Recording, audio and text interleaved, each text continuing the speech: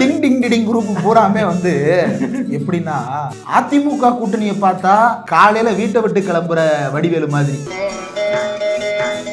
திமுக கூட்டணியை பார்த்தா சாயங்காலம் 6 மணிக்கு மேல இருக்கிற வடிவேலு மாதிரி. தமிழ்நாட்டின் முதலமைச்சர் மு க ஸ்டாலின், உங்களுக்கு தனிப்பட்ட முறையில் அவர் வயது குறைந்தவராக கூட இருக்கட்டும், அந்த மனிதரை போய் உங்ககிட்ட நான் வரணுமா, உங்ககிட்ட வந்து நான் எம்எல்ஏ சீட்டு கேட்கணுமா அப்படின்னு பேசுனீங்கல்ல, இப்ப எங்க வந்து நிக்கிறீங்க? எனக்கு ஒரு தகவல் வந்துச்சு. ஒரு அறிவாலயத்துக்கு போனதாகவும், நீங்க இங்க வர்றதுக்கு பதிலா அம்பேத்கர் திடல்ல போய் அனுமதி கடிதம் வாங்கிட்டு வாங்கன்னு சொன்னதாகவும், அவர்கிட்ட போய் நான் நிக்கணுமா அப்படின்னு உட்காந்து தோட்டத்தில் அழுதுகிட்டு இருக்கிறதாகவும் தகவல். அதாவது ஏப்ரல் மே மாசம் மாம்பழ சீசன், மாம்பழத்தை சாப்பிடலாம், நல்லா இருக்கும், அதுக்காக வச்சுக்கிட்டே இருந்தா அழுகி போயிடும்.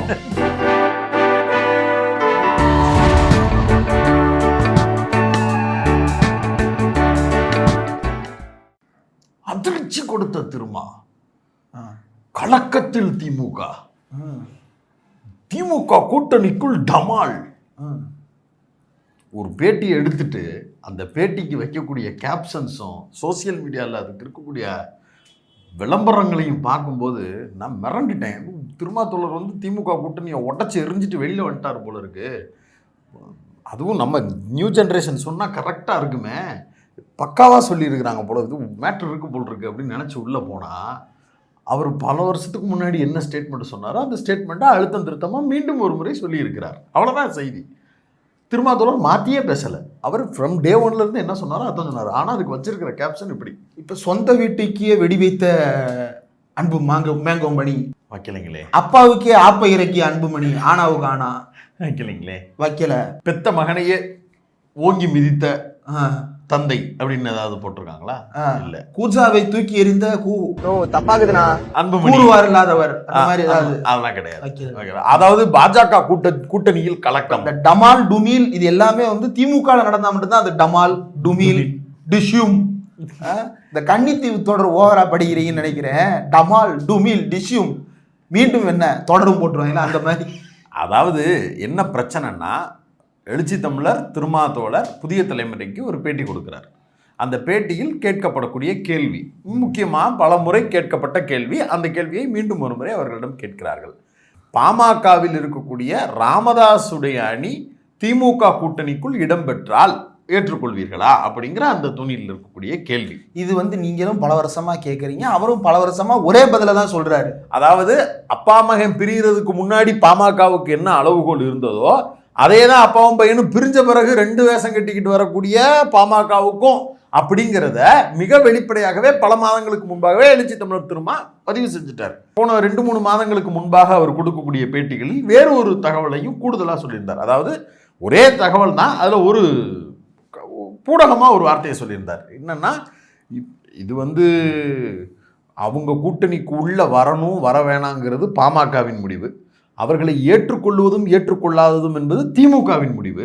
நாங்கள் அந்த கூட்டணியில் இருக்கிறோம், ஆனால் இந்த கூட்டணியில் நாங்கள் இருப்பதால் நீங்கள் இவரை ஏற்றுக்கொள்ளக்கூடாது, ஏற்றுக்கொள்ள வேண்டும் என்று அவர்களுக்கு நிர்பந்தத்தை கொடுக்க வேண்டிய அவசியம் எங்களுக்கு இல்லை, நாங்கள் அதை செய்யவும் போவதில்லை அப்படின்ற வார்த்தையை த மெச்சூர்டு பொலிட்டிக்கல் லீடர் எப்படி பேசுவார்னா இப்படி தான் பேசுவார். அதை தெளிவாக சொல்லியிருக்கிறார். பழைய பரம்பரைக்கு 1000 அஜெண்டாக்கள் இருக்கலாம், பட்ஜெட்டை வரவேற்று ராமதாஸ் அறிக்கை விட்டதுக்கு அப்புறமா இந்த கேள்வி வந்து அந்த நிறுவனம் வந்து முன்வைக்குது. அதாவது பாமகவினுடைய ராமதாஸ் திமுக கூட்டணிக்கு வந்தா திமுக கூட்டணி வலுப்பெறும் அப்படின்னு நம்பிக்கையிலிருந்து இவர்கள் இந்த கேள்வியெல்லாம் கேட்கல. வலுப்பெறும்ன்றது வந்து நானும் டிக்ளேர் பண்ணல, அப்படி ஒரு கருத்து உள்ள வைக்கிறாங்கல்ல. யார் வைக்கிறா? பாமக அல்லாத பல நபர்களும், இரவு 7 மணிக்கு மேல் பஜனை பாடக்கூடிய நபர்களுமே சொல்றது என்னன்னா, பாமக மாதிரியான ஒரு ஃபோர்ஸு பிரிஞ்சு இருக்கும்போது இவங்க வந்தாங்கன்னா ஒரு வேல்யூ ஆடட் இருக்கத்தானே செய்யும். எலக்ட்ரல் பாலிடிக்ஸில் நீங்கள் 1% இருந்தாலும் விட்டு கொடுக்க இயல தேவையில்லை. டிங் டிங் டிங் டிங் டிங் டிங் டிங்னு அடிக்கிறாங்க, வந்துடுறாங்க. அப்போ அவர்களை மாதிரியான நபர்களுக்கு இருக்கக்கூடிய அந்த கருத்து இருக்குல்ல, அப்படி ஒரு கருத்தோடையாவது இந்த பழைய பரம்பரை அந்த வேலையை பார்க்க. டிங் டிங் டிடிங் குரூப் பூராமே வந்து எப்படின்னா, அதிமுக கூட்டணியை பார்த்தா காலையில வீட்டை விட்டு கிளம்புற வடிவேலு மாதிரி, திமுக கூட்டணியை பார்த்தா சாயங்காலம் 6 மணிக்கு மேல இருக்கிற வடிவேலு மாதிரி, மாத்தி மாத்தி சத்தம் கொடுக்குறது. அப்படி ஒரு நோக்கத்தோடு இந்த கேள்வியை முன்வைக்கிறாங்க. தொடர்ச்சியா அதனுடைய நோக்கம் வந்து அந்த கூட்டணிக்குள் ராமதாஸ் வந்து திமுக வலுப்பெறும் அப்படிங்கறதன் அடிப்படையில் இருந்து அந்த கேள்வி முன்வைக்கப்படுவதில்ல. மாறா அப்படி ஒண்ணு நடந்தா திரும்ப வெளியில போவாரு, திமுக கூட்டணி வீக் ஆகுது அப்படிங்கறத கேரி ஓவர் பண்றதுக்கு உண்டான இன்டென்ஷன் திரும்ப திரும்ப அந்த கேள்வியை திருமாத்தோழர்கிட்ட வச்சுக்கிட்டே இருக்க வைக்குது. இது எல்லாத்துக்கும் பின்னாடி வெளிப்படாத சில முகங்களை வந்து உள்ளுக்குள்ள வச்சிருக்கிறாங்க. அது என்னன்னா, ஒரு 100 பேரை வச்சுக்கிட்டு ரூமுக்குள்ள உட்காந்துக்கிட்டு நான் எவ்வளவு பெரிய ஆள் தெரியுமா அப்படின்னு ஒருத்தன் கத்திட்டு இருப்பான். அவன்கிட்ட போய் ஆபீஸ்ல பேமெண்ட் வாங்கிட்டு வர்றது, பத்திரிகையாளர்களுக்குள்ளேயே குழப்பத்தை விளைவிக்கிறது. இப்போ நீங்க வைக்கிற தம்ப்நெயில் எல்லாம் வந்து நீங்க சொல்லுங்க, ஒரு 2-3 தம்ப்நெயில் சொல்லுங்க. அதான் அதிர்ச்சி, திரும்ப கொடுத்த அதிர்ச்சி வைத்தியம், அதிர்ச்சி தகவல், இடியா இறங்கியது, திமுகவுக்கு இடியை இறக்கிய. இதுல இவங்க நம்மளுக்கு ஒழுக்கப்பாடம் எடுக்கிறாங்க. யூடியூப் சேனல்கள் தம்ப்நெயில்களில் என்ன செய்கிறார்கள் தெரியுமா அப்படின்னு நமக்கு ஒழுக்கப்பாடம். நெருக்கி போய் இப்படி தம்ப்நெயில் வச்சிருக்கேன்னு கேட்டா அது என்னுடைய ப்ரொஃபைல்ல வராது, அதை தனியா வேற டிபார்ட்மெண்ட் பாக்குறாங்கன்றா பச்சை பொய். டிஜிட்டலுக்கு நான் பொறுப்பு இல்லை. ஆனா சொந்த கம்பெனியை கை கழுவுற ஒரு தலைமை பொறுப்பை வந்து இப்படி ஒரு தலைமை பொறுப்பா அப்படின்னு ரொம்ப ஆச்சரியமா பாக்குறேன். ஆமா, இப்ப திருமாத்தோழர் அவர்கள் கொடுத்திருந்த பதில் அதுல ரொம்ப முக்கியமான பதில். அது ஏன் முக்கியத்துவம் பெறுகிறது அப்படிங்கிறதையும் நம்ம பேச வேண்டியது இருக்கு. அவர் வந்து ஆரம்பத்திலே சொன்ன மாதிரி ஃப்ரம் டே 1ல இருந்து அதான் சொல்றாரு, இன்னார சேர்த்துக்குங்க இன்னார சேர்த்துக்காதீங்க அப்படின்றத திமுகவுக்கு சொல்வதற்குண்டான அவசியம் எங்களுக்கு இல்லை. கூட்டணி தலைவர் ஸ்டாலின், கூட்டணி தலைமை திமுக, அவங்க தான் அதை முடிவு செய்யணும். இன்னொன்னு திமுக கட்சியோடு யார் கூட்டணி வைக்கணும் வைக்க வேணாங்கிறத நான் இன்னொரு கட்சி தலைவர் விசிகா, நான் எப்படி அதை முடிவு பண்ண முடியும்? அது அவங்க விருப்பம். அப்படி விருப்பம் அப்படிங்கிறதோட நிறுத்துவது மெச்சூர்டு பொலிட்டிக்கல். அப்ப இன்னொரு கேள்வி, அப்படி ஒரு வேல் வந்தால் நீங்கள் அங்கே இருப்பீர்களா? அது என்னுடைய கட்சி எடுக்க வேண்டிய முடிவு. என்னுடைய கட்சியின் சார்பாக நான் என்ன முடிவு எடுப்பேன்னு முதல்ல வரட்டும், வந்ததுக்கு பிறகு நான் அந்த முடிவை அறிவிப்பேன் அப்படிங்கிறது மெச்சூர்டான பதில். அந்த பதிலுக்கு இன்னைக்கு ஒரு விளக்கமும் கொடுத்திருக்கிறார். வந்தா நான் இருக்க மாட்டேன், அந்த வந்தா நான் இருக்க மாட்டேன் அப்படிங்கிறது பொலிட்டிக்கலா அதிர்ச்சி, பரபரப்பு, திமுக கூட்டணியில் கலக்கம் அப்படிலாம் ஒண்ணும் கிடையாது. அவர் ஏதாவது ஒரு இடத்தில் இதற்கு முன்பாக பாமக ஒரு ராமதாஸ் அவர்கள் பிரிந்து வந்திருக்கிறார், உண்மையிலே மனம் திருந்தி இருக்கிறார், அவர் கார்ல் மார்க்ஸுக்கு சிலை வைத்தவர் தான், அம்பேத்கருக்கு சிலை வைத்தவர் தான், அவரை நாம் கொஞ்சம் ஏற்றுக்கொள்ளலாம். அவர் வந்து வலது கையில் இடது கையில் ஆம்ஸில் பைசப்ஸில் ஒன்றும் அக்கினி சட்டியை வரையவில்லை, பல சாதி வெறியர்களை ஊக்குவிக்கும் விதமாக பேசவில்லை. அப்படி ஏதாவது ஒரு ஸ்டேட்மெண்ட்டை இதற்கு முன்பாக எழுச்சி தமிழர் திருமா அவர்கள் கொடுத்திருந்தாரா? அவர் பிரிஞ்சு வந்ததுக்கு பிறகு இல்லை. இப்போ திருமாத்தோழர் உட்பட ஒட்டுமொத்த சமூகமுமே ராமதாஸை நோக்கி என்ன கேள்வி எழுப்புது? உங்க அப்பா பையன் பிரச்சனையை தவிர்த்துட்டு வேற என்ன பொலிட்டிக்கல் ரீசனுக்காக 2 பேரும் பிரிஞ்சிங்கன்னு அவங்க அப்பாவை சொல்லுங்க. இல்ல, நான் கூட முதல்ல இந்த அப்பா மையன் சண்டையில பிரிவு வந்த போது ராமதாஸ் உண்மையிலேயே ஏதோ பழைய ஐடியாலஜி, பழைய பாடங்கள் எல்லாம் ஞாபகம் வந்து, நக்சல் தொடர்புகள் எல்லாம் மீண்டும் நினைவுக்கு வந்து பேசிக்கிட்டு ஒருவேளை ஏதோ RSS பிஜேபி எதிர்க்க போறாரு போல அப்படின்ற ஒரு எதிர்பார்ப்பு இருந்துச்சு. அப்படி எந்த லைனும் வரல. ஆமா, அவர் என்ன சொல்றாருன்னா, பிஜேபி வந்து என் மகனை வந்து ஒரு மாதிரி ட்விஸ்ட் பண்ணுது அப்படின்னு சொல்றாரு. ஓகே, ரைட்டு, கட்சியை காலி பண்ணுது. ஆமா, அப்ப பிஜேபி அருவருக்கத்தக்கது, பிஜேபியோடு உறவு வைத்துக் கொள்வது தகாதது அப்படின்னு ஏதாவது பேசியிருக்காருன்னா அப்படியும் பேச மாட்டாரு. அவர் இப்ப என்ன எய்ம் பண்ணிக்கிட்டு இருக்கிறாருன்னா, எப்படி அதிமுகவும் பாஜகவும் கூட்டில் இருக்கு, அதே சமயத்துல பாஜகவும் டிடிவியும் கூட்டில் இருக்கிறாங்களோ அது மாதிரி பாஜகவும் அன்புமணியும் கூட்டில் இருக்கட்டும், அதிமுகவும் நானும் கூட்டில் இருந்துக்கிறோம், நம்ம 2 பேட்சும் ஒன்னா சேர்ந்துக்கிடுவோம், அப்படி எய்ம் பண்ணிட்டு இருக்கிறாரு அவரு. இப்ப இந்த கேள்வியை திரும்ப திரும்ப கேட்பவர்களுடைய நோக்கம் என்னவா இருக்குன்னு நான் புரிஞ்சுக்கிறேன்னா, இதனுடைய நோக்கம் வந்து ரொம்ப வெளிப்படையானது. திருமாவுக்கு இருக்கக்கூடிய அடிப்படையான செல்வாக்கு, அவருடைய ஆதரவு தளத்துல வந்து ஒரு அதிர்வை ஏற்படுத்தணும், அல்லது அவர்கள் மத்தியில வந்து ஒரு அதிருப்தியை உருவாக்கணும். அந்த அதிருப்தியை உருவாக்குனா அவனால பாஜக இருக்கிற அதிமுக அணிக்கும் போக முடியாது, பாமகவை ஏற்றுக்கொண்ட திருமா இருக்கும் அணிக்கும் போக முடியாது. அப்ப வெளியே போய் அவன் எங்க போவான்? பனையூருக்கு போகணும் அப்படின்றது சில காமனார்களினுடைய டிங் டிங் டிடிங்களினுடைய அஜெண்டா. அதனாலதான் பிரஸ்டீஜ் பாலிகானுக்கு போய் மாசம் பேமெண்ட்ஸ்களை அள்ளிட்டு வர்றாங்க. அதான், திருமாவிடம் கேளுங்கள், பரிசுகளை அள்ளுங்கள். திருமாவை நோக்கி கேளுங்கள். அதான், திருமாவிடம் கேளுங்கள். இல்ல, அதான் காமனாரிடம் கேட்பதற்கு திருமாவை எதிர்த்து கேள்வி கேளுங்கள் அப்படிங்கிறது தான். என்னிடம் வாங்குங்கள், அங்கு போய் சொல்லுங்கள், அங்க வந்து தூண்டுங்கள்.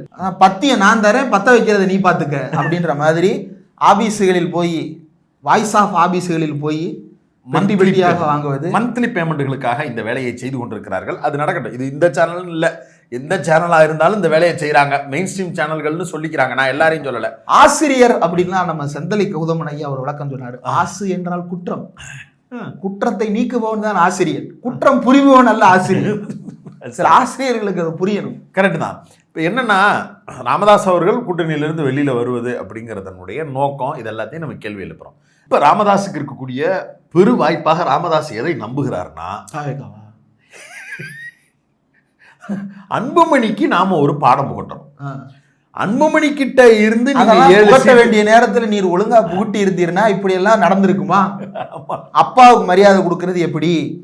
கருத்து வேறுபாடு இருக்கலாம், கொள்கை வேறுபாடு இருக்கலாம், ஆனா பெற்றோர் அப்படின்ற மதிப்பை அவங்களுக்கு கொடுக்கணுமே, அல்லது வயதில் மூத்தோர்ன்ற மதிப்பை கொடுக்கணுமேன்றதெல்லாம் நீங்க 5 வயசுல சொல்லி கொடுத்துருக்கணும். இல்ல அப்படிதான் இல்லை, அது வந்து விதியெல்லாம் கிடையாது. பெற்றுட்டாங்களே அப்படிங்கிறதுக்காக எல்லாம் அவங்களுக்கு மதிப்பு கொடுக்கணும் அப்படிங்கறதெல்லாம் வந்து ஒரு ஸ்டீரியோடைப் இல்லைங்க. நீங்க அப்ப வந்து எதுக்காக கூஜா தூக்கி எறியறீங்க? அது யாரானாலும் இருக்கட்டுங்க. இப்ப எச்ராஜா எதிர்த்தாப்புல உட்காந்து என் கூட டிபேட் பண்றாரு. பெரியோர்களை மதித்தல் அப்படிங்கறத நம்ம அதான் சொல்றேன். பெற்றுட்டாங்களேன்றதுக்காக மதிக்கிறது அப்படி அந்த இல்லைங்க, பெற்றோர் பெரியோர் அந்த வாதம் கரெக்ட் தான். இவருக்கு என்னன்னா 7 சீட்டோ 4 சீட்டோ 3 சீட்டோ ஏதோ ஒன்று அன்புமணி வாங்குறாரு, அன்புமணிக்கு கொடுக்குறாங்க. அன்புமணி பார்த்து நிறுத்தக்கூடிய வேட்பாளர் ஜெயிக்கிறத விட நான் ஒரு 4 சீட்டோ 3 சீட்டோ வாங்கி நான் நிப்பாற்ற வேட்பாளர் ஜெயிக்கணும். அன்புமணி இல்ல ஒரிஜினல் பாமக, நான் தான் ஒரிஜினல் பாமக, இதை நிரூபிக்கிறதுக்கு தான் போராடிக்கிட்டு இருக்கிறாரு.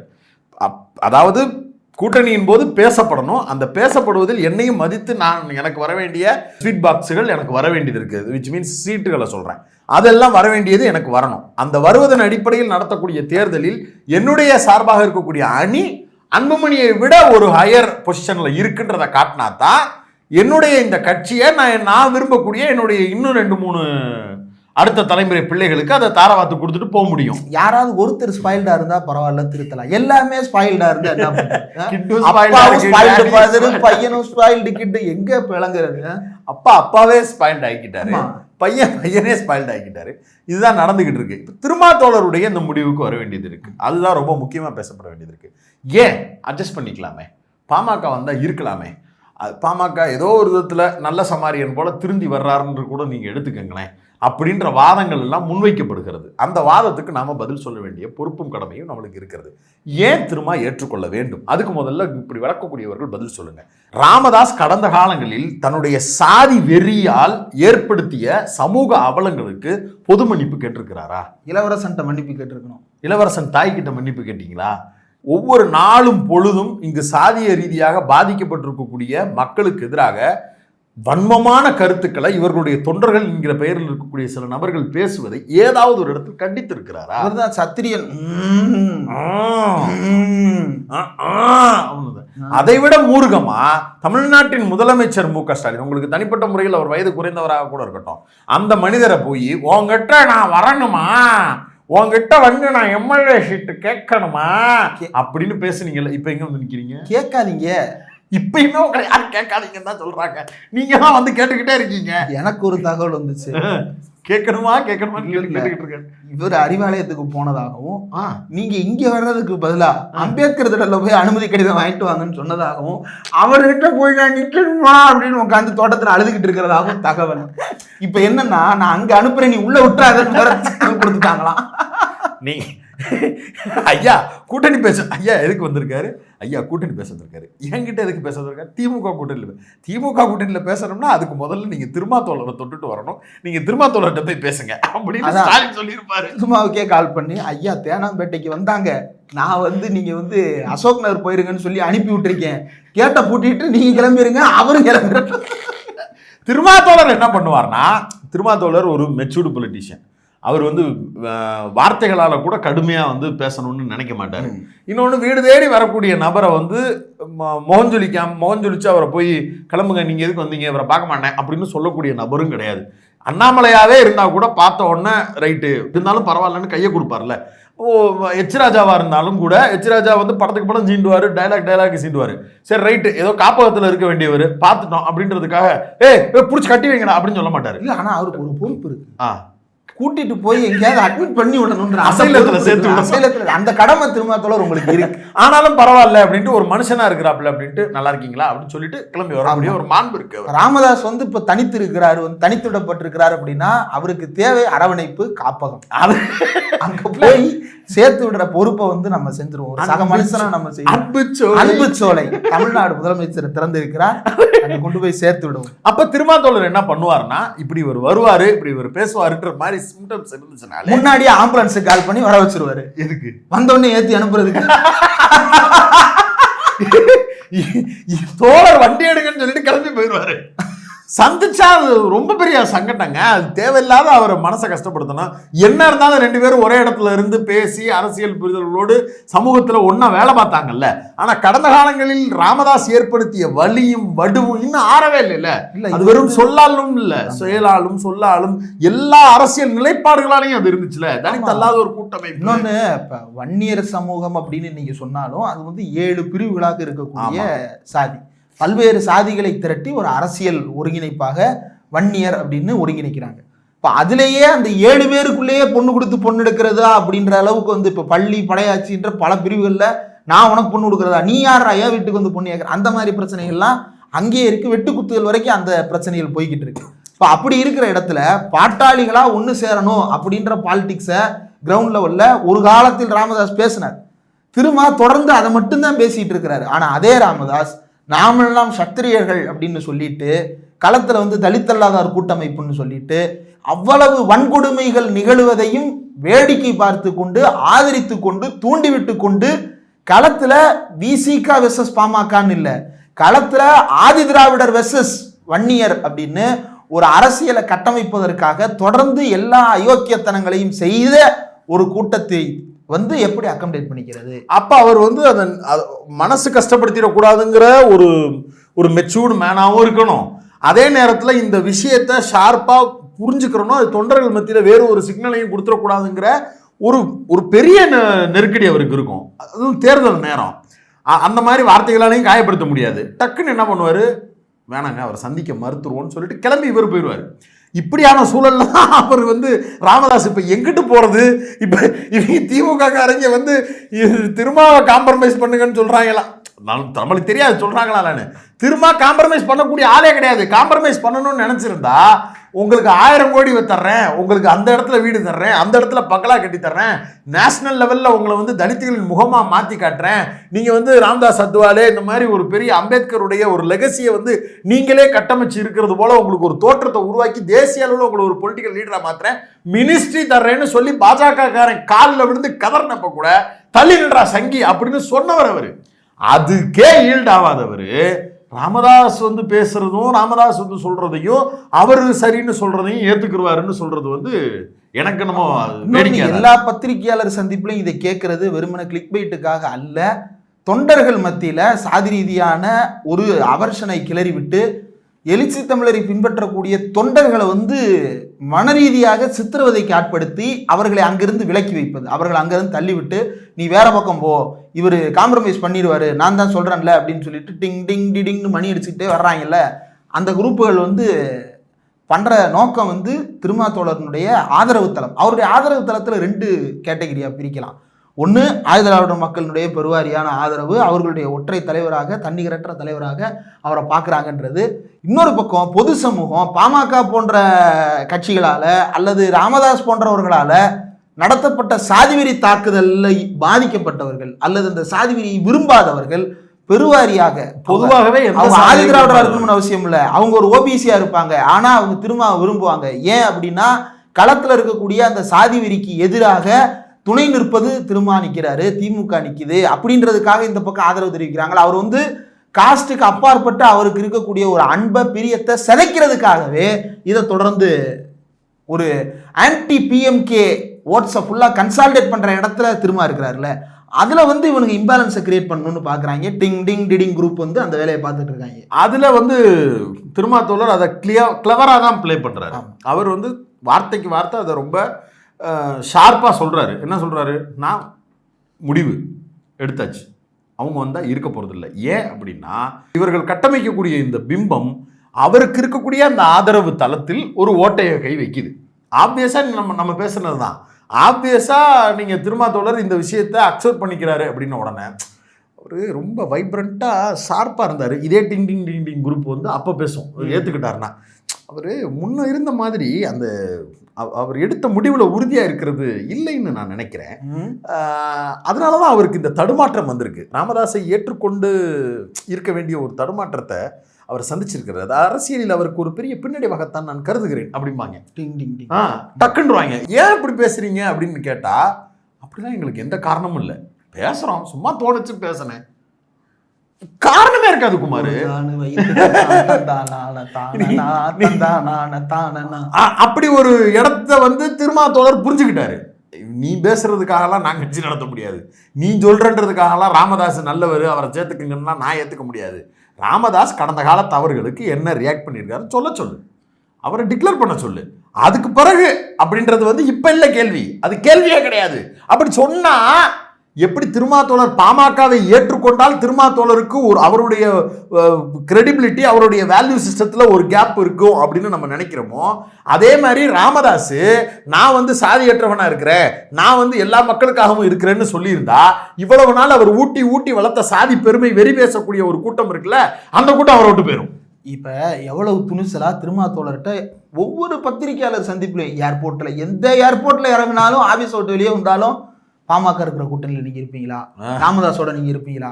இதே மாதிரி ராமதாஸ் பிரஸ் மீட் நடத்துறாருல, அங்க போய் திருமாவோடு நீங்கள் கூட்டணி வைக்க தயாரா கேளுங்க, அதையும் கேட்க மாட்டீங்க. திருமாத்தோழரோட நீங்களே சந்திச்சு பேசுங்க, திமுகவோட கூட்டணி பேசிக்கிட்டு இருக்கீங்களா கேளுங்க, அதையும் கேட்க மாட்டீங்க. அருளா அவர் எம்எல்ஏ அவர்கள் சொல்றாருல, திருமாத்தோழர் எங்க ஐயா ராமதாஸ் அவர்களுக்கு பெறாத பையன் மாதிரி. அதெல்லாம் இருக்கட்டும், அந்த தனிப்பட்ட பாசம் நேசம் எல்லாம் வந்து அதை உங்க ஐயாவை சொல்லுங்க.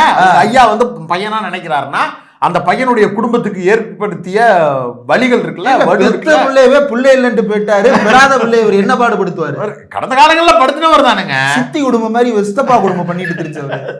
ஐயா கொடுமைகள் பட்டம்லாம் கொடுக்கறது, அதுக்கப்புறம் வாழ்வே இல்லாமல் செய்வது.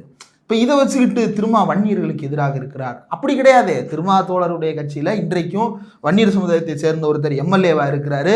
இன்னைக்கும் வன்னியர் பெரும்பான்மையாக இருக்கக்கூடிய பல்வேறு பகுதிகளில் விசிகாவுக்கு கிளைகள் இருக்கிறது, கிளைகள் வளர்ந்து கொண்டிருக்கிறது. பல பொதுக்கூட்டங்களில் பேசும்போது நாமெல்லாம் ஒரே பொருளாதார பின்னணியில தான் இன்னைக்கும் இருக்கிறோம். நம்முடைய சமுதாய பின்னணி வேற, சாதி பின்னணி வேற வேறையா இருந்தாலும் நம்முடைய வாழ்க்கை சூழல் ஒன்னாதானே இருக்கு. அப்ப நம்ம போராடி ஒன்றிணைய வேண்டிய தேவை இருக்கு அப்படின்றத பல இடங்கள்ல அவர் வலியுறுத்தி பேசி இருக்கிறார். ஆனா எங்க வன்னியர் சமுதாயத்து மக்களே, இளைஞர்களே எத்தனை பேர் நம்மளுக்கே போன் பேசும்போது, ஆமா எங்க ஊர்ல தலித் மக்கள் குடியிருப்பு இருக்கு, எங்க குடியிருப்பு இருக்கு, நீங்க சும்மா அந்த தெருவில் நடந்து வாங்க, உங்களுக்கு எங்க ஊரெல்லாம் தெரிய வேண்டாம், நீங்களா ஜென்ரலா நடந்து வாங்க, எங்க வீட்டுக்கு அவங்க வீட்டுக்கு வித்தியாசத்தை முதல்ல பார்த்து சொல்லுங்க. அவங்க என்ன பொருளாதார பின்னணியில் இருக்காங்களோ அந்த பொருளாதார பின்னணி தான் எனக்கு. அவங்க வீட்லயும் கூரை இல்லை, என் வீட்லயும் கூரை இல்லை, அவங்க வீட்லயும் ஓடு உடஞ்ச கிடக்கு, என் வீட்லயும் ஓடு. அவங்க எங்க கூலி தொழிலாளியா இருக்காங்களோ அங்கேயேதான் நான் தொழிலாளியா இருக்கேன். ஒன்னாதான் சாப்பிடும் போது இந்த இன்னைக்கு கூட்டு ஒன்னா வச்சிருக்கோம், வெங்காய தொக்கு இருக்கு, இந்த எடுத்துக்க, இந்த இதை எடுத்துக்க, அதை எடுத்துக்கன்னு ஒண்ணு மணி தாங்க இருக்கு. நான் இந்த தெருல ஒரு ஸ்டாண்ட்ல ஆட்டோ ஓட்டிட்டு இருக்கேன், அந்த தெருல இன்னொரு ஸ்டாண்ட்ல அவர் ஆட்டோ ஓட்டிட்டு இருக்காரு. நாங்க ஒன்னும் பெரிய அளவு இவங்க சொல்ற மாதிரி நாங்க ஆண்ட இனம், நாங்க அந்த இனம் இந்த இனம் அப்படி எங்களை இவங்க வாழ வைக்கல. கடந்த காலங்களில் இவர்களுக்கு கிடைத்திருந்த அதிகாரத்தை வைத்து இந்த மக்களான எங்களுக்கு ஏதாவது ஒரு வாழ்வாதாரத்தை அமைச்சு கொடுத்திருந்தா கூட பரவாயில்ல, எல்லாரும் நம்ம ஊரில் நம்ம பிள்ளைகள்ல இத்தனை பேர் இப்படி ஆக்கியிருக்கிறாரு, ஐயா தான் இதை பண்ணாரு, ஐயாவோட வாரிசா இருந்த அன்புமணி ஐயா தான் இதை பண்ணாரு அப்படின்னு ஏதாவது சொல்லலாம். அவர் பார்லிமெண்ட்டுக்கே போக மாட்டாரு, ஆப்சென்ட் அன்புமணின்னு பேர் வாங்குறவரு. ஆனா கேரளா ஜெயிலுக்கு அனுப்பி விட்டுருவாங்க. எங்களுக்காக என்ன செஞ்சாரு? எங்க ஊர்ல இந்த மாதிரி கலவரத்தால பஞ்சாயத்தாலன்னு ஜெயிலுக்கு போனவன், கேஸ் வாங்கினவன், ஸ்டேஷனுக்கு போய் வாரம் கையெழுத்து போடுறவன்ற லிஸ்ட் தாங்க அதிகமா இருக்கு. அப்ப யார் முன்னேறி இருக்கான்னா, இந்த ரெண்டு தரப்புலையுமே சமூக நீதி புரிந்து கொண்டவர்கள் முன்னேறி இருக்கிறாங்க. இந்த ரெண்டு தரப்புலையுமே சமூக நீதி கொள்கைகளை புரிந்து கொண்டு அதனால் அறிவிக்கப்பட்ட திட்டங்களை பயன்படுத்தி கொண்டவர்கள் பயனடைந்திருக்கிறாங்க. அப்ப அந்த சமூக நீதிக்கு யாரு ஆதரவா இருக்கிறாங்களோ அவங்களுக்கு தான் எங்கள் ஓட்டு அப்படின்றது தான். களத்தில் இருக்கக்கூடிய திராவிட சொந்தங்களாகிய வன்னியர்களோ பறையர்களோ யாரா இருந்தாலும் அனைவரும் சமூக நீதியை ஏற்றுக்கொள்பவர்களுக்கு பின்னால் திரளும் போதுதான் வளர்ச்சி சாத்தியப்பட்டிருக்கு அப்படின்றத அவங்க உணர்ந்துதான் ஓட்டு போடுறாங்க. அதனாலதான் பாமக சுருங்கி கொண்டே போகிறது. அது எவ்வளவோ பெரிய கட்சியா இருந்துச்சு தெரியுமா, இப்ப என்னவா இருக்கு, அவ்வளவுதான். அதுதான் லைனு. அந்த லைன்ல இருந்து திருமாத்தோழர் பேசிய விஷயங்களையும் நம்ம புரிந்து கொள்ள வேண்டியது இருக்கிறது. அதனால இன்னொன்று, பாமக கூட்டணிக்கு வந்துதான் திமுக கூட்டணி வலுவா இருக்க போகுது அப்படிங்கிறதே ஒரு பெரிய மித்து. ஒரு நபர் எப்படி தோப்பாகும்?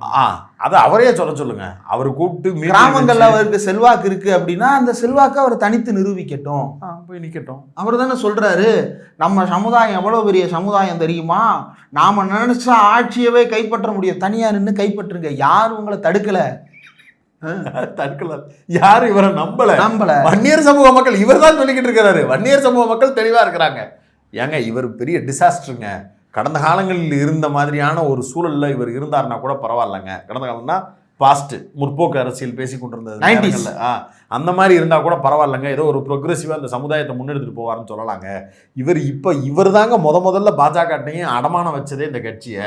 இப்போ ஒரு பையனை திட்டிக்கிட்டு இருக்கிறாரு. அவர் பையன் எக்ஸ்ட்ராவா ஒரு படி மேல போய் அப்பா 10 அடினா பையன் 20 அடின்னு தாண்டிக்கிட்டு இருக்கிறாங்க. ஸ்வீட் பாக்ஸ் அப்பாவோட ஷேர் பண்ணி சாப்பிடுப்பான்னு கேட்கிறாரு. நீ சுகர் பேஷண்ட்டுப்பா, நான் தனியா சாப்பிட்டுக்கிறேன் அப்படின்னு பையன் சொல்றாப்ல. அது அவங்களுக்குள்ள இருக்கக்கூடிய ஃபேமிலி இஷ்யூங்க. அது நாங்க இந்த மக்கள் நாங்க நம்பி தயாரா இல்லைங்க ஏமாறுறதுக்கு அப்படின்றத முடிவு அவங்க எடுத்துட்டாங்க. ஆமா. அப்ப அவர் வந்தாலும் வலுவா இருக்கான்னு கேட்டா திமுக விசாரிச்ச வரைக்கும் திமுகவே என்ன சொல்லுதுன்னா, வரட்டும் சரி ரைட்டு பேசுறது நீங்க எல்லாம் சொல்றீங்க, அவர் வந்தா என்ன வெயிட்டேஜ் அதை சொல்லுங்க, யாரை கூப்பிட்டு வருவாரு. இப்போ அன்புமணியை கூப்பிடுறோம்னா அன்புமணி இளைஞரணியிலேருந்து இத்தனை பேர், இத்தனை லட்சம் பேர், இத்தனை ஆயிரம் பேர்னு வச்சிருக்கிறாரு. ஐயா ராமதாஸ் அவர்களுக்கு பின்னால் அவர் சொன்னால் என்ன இருக்கு, சங்கங்கள் வச்சிருக்கிறாரு, இதெல்லாம் வச்சிருக்கிறாரு. ஓட் பேங்க் என்னங்க இருக்கு, கட்சிக்காரன் சொல்றது தாங்க நாங்க பேச முடியும். ஒவ்வொரு மாவட்டத்திலையும் ஒவ்வொரு கிராமங்கள்லையும் அன்புமணி பின்னாடி போறதுக்கு தான் பசங்க ஆர்வமா இருக்காங்க சொல்றாங்க. வன்னியர் சங்கம் அவர் என்ன சொன்னாலும் கேட்கும். வன்னியர் சங்கம் இப்பவும் ராமதாஸ் பின்னாலதான் இருக்குன்னு சொல்றாங்கல்ல, இருக்குல்ல. அப்ப ராமதாஸ் யாரை நிப்பாட்டினாலும் அவங்க ஜெயிச்சு சட்டமன்றம் போயிருக்கணும்ல. இல்லையே, அந்த தொகுதியில் திமுக காரங்க ஜெயிக்கிறாங்க, பிசிகால ஜெயிக்குது, அவங்கதான் ஜெயிக்கிறாங்க. அப்ப இருக்கிற கொஞ்ச நெஞ்ச ஆதரவும் அன்புமணிட்டு தான் இருக்கு. அதுல இன்னும் சொற்பமா வேணா ராமதாஸ் ஐயாட்ட இருக்கலாம். அந்த ராமதாஸ் ஐயாவை இங்க சேர்ப்பது, அவர் ஒரு 15,000 ஓட்டு கூட்டு வர்றாருன்னு ஒரு உதாரணத்துக்கு நம்பரா தான் சொல்றேன், பெரிய நம்பர். சரி 1 லட்சம் ஓட்டு கூட்டு வர்றாருன்னு வச்சுக்கோங்க. ஒரு செய்தி தொடர்பாளர் போஸ்டிங் கொடுக்கலாம். அது கட்சியை கலைச்சிட்டு சேர்ந்தாதான் பாஸ் கொடுப்பாங்க. 1 லட்சம் பேரை கூட்டு வர்றாருன்னு வைங்க. பாமக ராமதாஸ் ஐயா அவரு 1 லட்சம் கூட்டு வர்றாருன்னா, உடைந்த பாமக அவரு 1 லட்சம் கூட்டு வர்றாருன்னா, எழுச்சி தமிழர் Thiruma anti PMK, anti Sanatanic, anti caste அப்படின்ற மைண்ட் செட்டோடு வைத்திருக்கக்கூடிய திமுக கூட்டணியின் வாக்கு வங்கி 2 லட்சமா இருக்கும். கூட உதாரணம் நம்பரா சொல்றேன், 1 லட்சம் 1 மடங்கு இது அதிகம். அந்த 1 மடங்குல ஏன் வேட்டு வைக்கணும்னு திமுக நினைக்க போகுது. தள்ளி நில்லுங்க தம்பி, தள்ளி நில்லுங்க ஐயா அப்படின்னு சொல்லிடுவாங்க. இன்னொன்னு, பாமகவால் அல்லது சாதி வெறியால் பாதிக்கப்பட்ட பகுதிகளில் அந்த சாதி வெறிக்கு எதிரான மக்களை ஒன்று சேர்க்கணும் அப்படின்றது தான் முதல் ஸ்டாலினுடைய அஜெண்டாவும் திமுகவினுடைய அஜெண்டாவும், அதுதான் விசிகாவினுடைய அஜெண்டாவும். அதில் அவங்க பழந்துன்னு கொட்டை போட்டாங்க. 2019 நாடாளுமன்ற தேர்தல், இடைத்தேர்தல், 2021 சட்டப்பேரவை தேர்தல், 2024 நாடாளுமன்ற தேர்தல்னு சந்தித்த அத்தனை தேர்தல்களிலும் வெற்றி அள்ளிய கூட்டணி திமுக விசிகா கூட்டணி. வித்தவுட் பாமக அலைன்ஸ், ஒருங்கிணைந்த பாமகவுக்கு எதிராக ஒன்னா இருந்தப்பயே அதை எதிர்த்துதான் இங்க நிக்கிறாங்க, ஜெயிக்கிறாங்க. அப்புறம் வீக்கான பாமகவை சேர்த்தா மட்டும் அது வலுப்பெறும்னா, அந்த கூட்டணி தோத்துக்கிட்டு இருந்து நீ அதை வந்து சேர்ந்துச்சுன்னா வலுவா இருக்குன்னு சொல்றதுல ஒரு லாஜிக் இருக்கு. ஜெயிச்சுக்கிட்டு தான் இருக்காங்க. ஆமா, இன்னும் நான் பல டிபேட்டுகள்ல சொன்னதுதான். எடப்பாடி அப்போ விசிக அதிமுகன்னு கிளறிக்கிட்டு இருந்தாங்க. அப்ப நான் என்ன சொன்னேன், நியூஸ் 7 டிபேட்லயே 2-3 தடவை சொல்லியிருக்கேன். எடப்பாடி பழனிசாமி அதிமுகன்ற ஒரு பெரிய கட்சியினுடைய பொதுச் செயலாளராக இருக்கலாம். ஆனால் பெரிய தலைவர் யார் அப்படின்னா, அகில இந்திய அளவுலையும் சரி தமிழ்நாட்டு அளவுலையும் சரி பெரிய தலைவர் யார் அப்படின்னா எடப்பாடியை விட எழுச்சி தமிழர் பெரிய தலைவர். அப்ப எடப்பாடியை விட ஒரு பெரிய லீடரை தன்னுடைய கூட்டணியில் வைத்திருக்கும் போது ராமதாஸ் மாதிரியான, அன்புமணி ராமதாஸ் மாதிரியான உதிரிகளை வைத்துக் கொண்டு அங்கும் இங்கும் அலம்பல்களை செய்து கொண்டிருக்கக்கூடியவர்களை கூட்டணிக்குள் சேர்த்து கொண்டுதான் ஜெயிக்க வேண்டும் என்கின்ற அவசியம் திமுக கூட்டணிக்கு கிடையாது. கிரவுண்ட் ரியாலிட்டி அப்படி இல்லை. இன்னொன்னு, திருமாவருடைய அந்த உயரத்தை மதித்து தான், திருமாவருடைய அந்த உயரத்தை அறிந்து தான் எனக்கு வழிகாட்டி திருமா அப்படின்னு உதயநிதி ஸ்டாலின் பேசுறாரு. ஆமா, இதை உங்க ஐயா பேச சொல்லுங்க.